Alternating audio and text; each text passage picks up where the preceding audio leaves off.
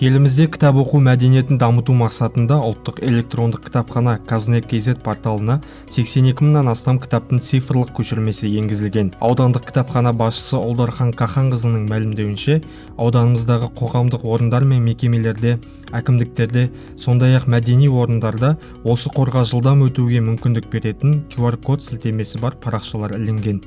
Аталған ауқымды ұлттық электрондық кітапханасында жерлестеріміз Исраил Сапарбай, Үсенбай Тастанбеков, Шекербек Садықанұлы және Серік Қалиев сияқты ақын жазушылардың 25-ке жуық туындысы бар.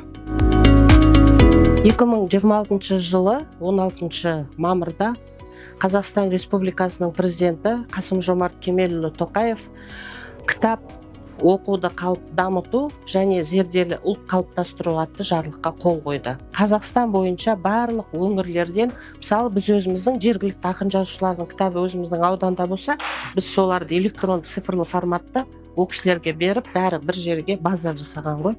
Сенбі күннен бастап QR-ды ілуді бастадық. Қазірдің өзінде біз где-то 60 жерге уже QR ілдік. Бұл Қазақстандық ұлттық электронды кітапхана кез келген оқырман өзінің телефонындағы камера арқылы QR-ды қосып, сайтқа өтіп, осы жерден барлық өзіне керек ақпараттарды, өзіне керек кітаптарды таба алады. Бұл жерде соңғы жарияланған кітаптардың саны тұр және сол кітаптардың тізімі тұр. Осы барлығын қарау батырмасын басатын болса, осы жерде Қазақстан бойынша 82 мың автордың кітаптары жарияланған. Оның ішінде әртүрлі тақырыптарда, яғни әртүрлі бағыттардағы архитектура, тарих, әдебиет деген сияқты орыс тілінде кітаптарын табуға болады.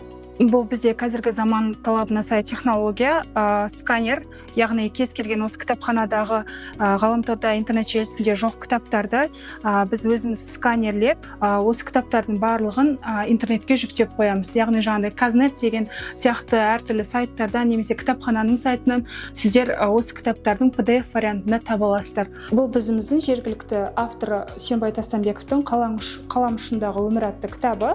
Осы кітапты біз қазір PDF форматта сканерлеп шығаратын боламыз. Бетті ашып қойып, батырманы бассақ, дәл осылай оқуға ыңғайлы кәдімгі кітап сияқты болып шығады.